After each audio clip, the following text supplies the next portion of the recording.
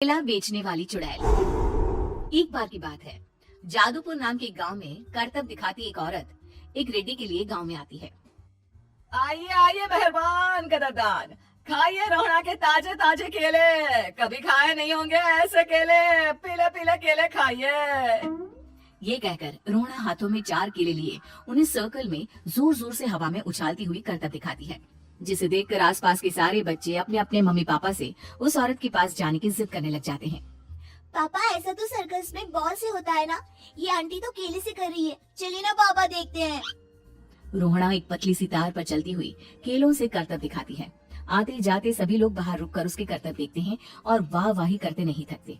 जैसे ही एक आदमी पास आकर उसे पैसे देने लग जाता है, तब वो कहती है, अरे नहीं नहीं साहब, मैं करतब तो बच्चों के मन को बहलाने के लिए करती हूँ। धंधा तो मेरा केले का है। पीछे देखो मेरी रेड्डी, जो भी मेरे केले खाएगा मेरी तरह चुस्त दुरुस्त और तंदुरुस्त हो जाएगा। पता चलता है क्या कि मेरी उम्र 55 की है। अरे पर ऐसे ठंड के मौसम में कोई केला क्यों खाएगा? ये ऐसे वैसे केले नहीं है साहब, ये शरीर में गर्मी देते हैं, ठंड को दूर भगाए। जो भी रोहिणा के केले खाए। पापा अगर मुझे केले नहीं मिले तो मैं घर नहीं जाऊंगी।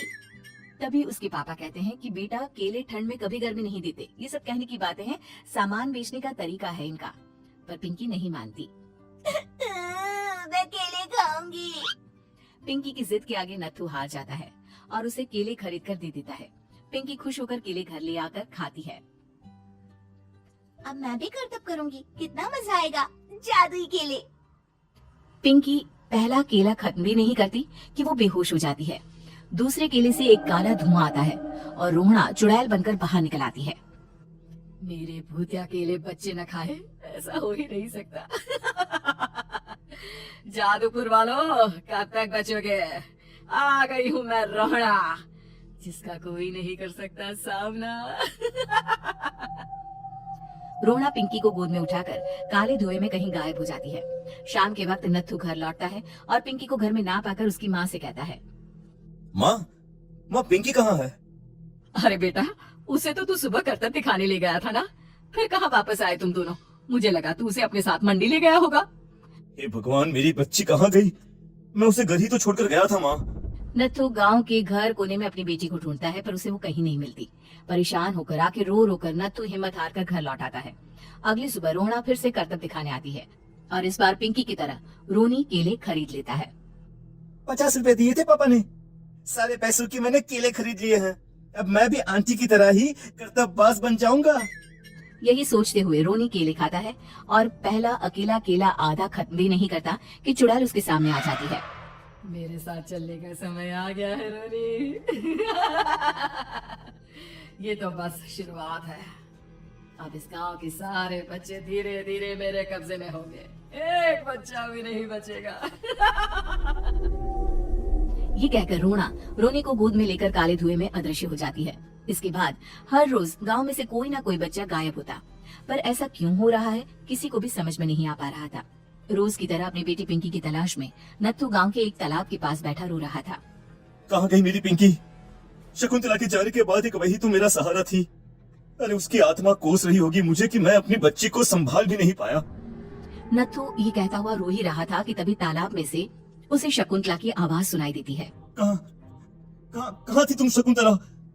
हमारी बच्ची और सारे गायब हुए बच्चे रोहड़ा के कब्जे में हैं। वो बच्चों को जो केले देती है उससे बच्चे बेहोश हो जाते हैं और उसके कब्जे में आ जाते हैं और वो उन्हें ले जाकर काली दुनिया में ले जाती है। पर वो ऐसा क्यों कर रही है? ये मैं नहीं जानती, पर उस दुनिया का रास्ता मैं आपको बता सकती हूँ। जहाँ ये नदी खत्म होती है वहाँ एक केले का पेड़ है, उसके नीचे एक दरवाजा है, वहीं से रास्ता जाता है उस दुनिया का। ये कहकर शकुंतला की आत्मा गायब हो जाती है। गांव के सभी लोग झुंड बनाकर उसी रास्ते से काली दुनिया में चले जाते हैं और वहाँ देखते हैं कि सारे बच्चे वहाँ काम कर रहे थे। पापा मुझे ले चलो यहाँ से, पापा पापा। सभी बच्चे अपने मम्मी पापा से लिपट जाते हैं। तो तुम लोग यहाँ तक आ गए? क्यों हमारे बच्चों को पकड़ लिया तूने? तुझे शिकारी बनाना है तो ले, हम सब आ गए हैं, हमें खा ले। नहीं, मुझे बच्चे चाहिए, मेरे बच्चे के बदले तुम लोगों के बच्चे। क्या मतलब? मैं इसी गांव में रहने वाली एक औरत थी। केले की चोरी के इल्जाम में मेरे बेटे को गांव वालों ने इतना मारा कि वो मर गया। उसी दिन मैंने ठान लिया कि गांव वालों का भी वही हाल करूंगी।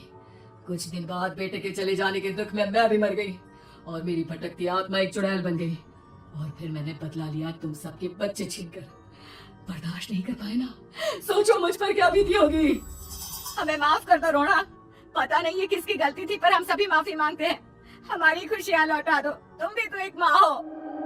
गांव वालों की बात सुनकर रोना का मन पिघल जाता है और वो बच्चों को छोड़ देती है। उसके बाद काली दुनिया बच्चों के लिए जादुई दुनिया बन जाती है। अब कोई भी कभी भी वहां आ जा सकता था।